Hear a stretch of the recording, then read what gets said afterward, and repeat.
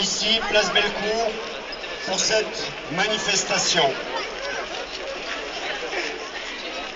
Il y a la trêve à Gaza, mais c'est une trêve toute relative et tout le monde en est bien conscient, car le siège criminel de Gaza continue. Le parcours de nos croyances, c'est que bat en nous l'humanité.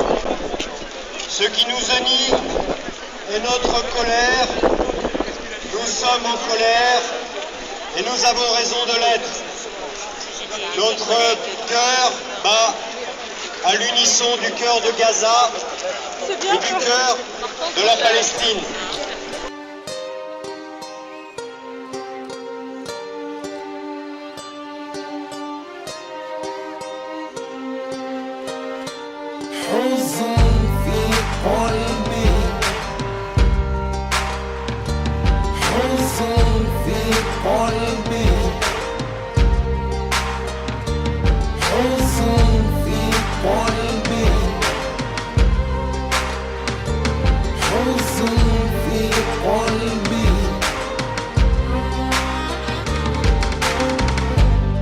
Pour ceux qu'on chasse de leur maison, j'écris ce texte avec le cœur et la raison. Je n'y peux rien si la vérité vous effraie, mais je suis ni aveugle, ni sourd, ni muet. Se taire, c'est parfois cautionner la violence et le non-droit. Je ne serai pas complice du silence anticolonialiste. Ce n'est pas être antisémite, je suis qu'un homme avec le sens de la justice. Je n'ai que la parole pour trahir, pour ceux qu'on traite en étrangers dans leur propre pays, pour ceux qui ont été spoliés, volés, qui ont vu leurs droits les plus fondamentaux violés. Héritage tragique de décisions injustes prises sous mandat britannique. Depuis la déclaration Balfour, on s'enfonce pour comprendre le présent, comprendre où l'histoire commence. Priver un peuple de l'autodétermination, partager ses terres sans aucune consultation. Observe le drame de la colonisation. Deux options, la lutte ou la résignation. La Palestine n'était pas une terre sans peuple, destinée à accueillir un peuple sans terre. Il y a bien un occupant et un occupé. Il y a bien un oppresseur et un opprimé. Le renier, c'est tenter d'effacer l'histoire, et effacer l'histoire, c'est refuser qu'on la répare. Il y a bien un agresseur et une victime, un colonisateur et un résistant palestinien. Il est question de faits établis, pas de point de vue. Ma raison peut s'y tenir, même si mon cœur est ému.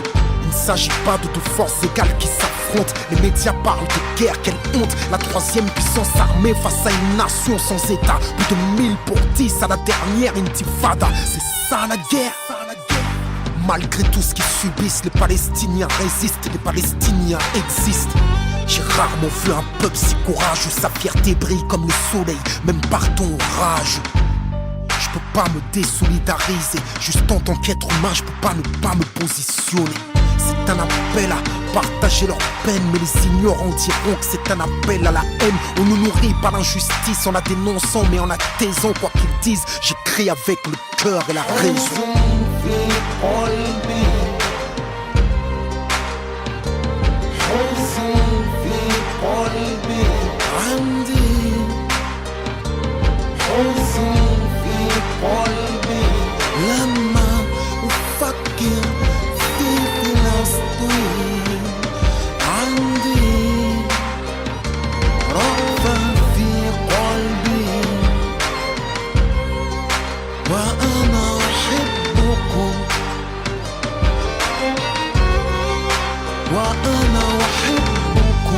Pas de quiétude dans l'occupation. Au quotidien, l'occupation, c'est l'humiliation. L'humiliation est violente, constante aux frontières des checkpoints. La liberté est agonisante. J'écris la détresse d'une nation qui sur ses propres terres n'a plus la libre circulation. Sous couvert de sécurité, l'apartheid se maquille et le mur sépare des familles.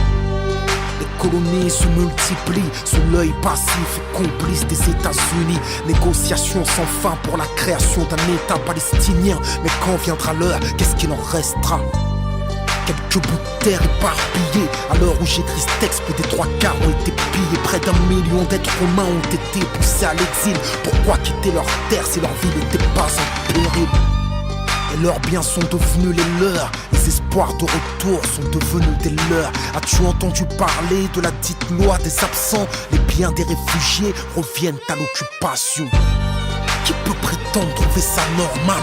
Qui peut prétendre que je devrais rester impartial? Pour rester impartial, quand l'injustice est flagrante, il faut être sourd avec une morale non-voyante. L'histoire témoignera que je me suis levé comme j'ai pu, pendant que les grandes puissances les regardent crever. Tous parlent de droits de l'homme, mais n'empêche pas le massacre. Les sanctions de l'ONU ne sont applicables qu'à l'Irak. On ne compte plus les orphelins, les balles qui se sont perdues dans les poitrines de gamins. Combien de nourrissons sous les décombres, de familles entières décimées par les bombes, d'assassinats ciblés, foudroyant les civils, d'emprisonnement arbitraire. Dites-moi, pensez-vous que je devrais me taire? Je suis censé vivre dans une démocratie, pourtant j'ai peur quand je relis ce que j'écris. Tout est basé sur des faits, mais je crains quand même l'orage. J'écris avec le cœur, la raison et le courage.